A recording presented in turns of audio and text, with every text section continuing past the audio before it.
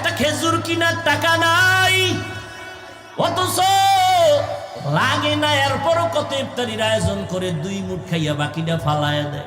গত রোজায় অনেক আল্লাহর বান্দা জমিনে ছিল, এই রোজায় অনেকেই দুনিয়াতে নাই।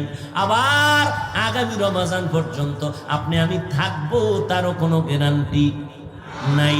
ও নবীর আশিকের দল, আমার নবী সারা রাত ইবাদতে কাটাইলেন, রমজান ইবাদতে কাটাইলেন।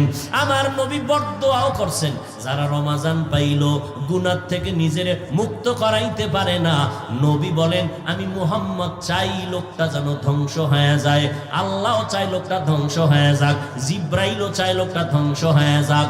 আল্লাহ কয় আমি চাই ধ্বংস হোক, জিব্রাইলও চাই ধ্বংস হোক, আমি নবীও আমিন বলিয়া সমর্থন দিয়া বললাম ধ্বংস হয়ে যাক। কারণ রমজান এমন বরকতের মাস,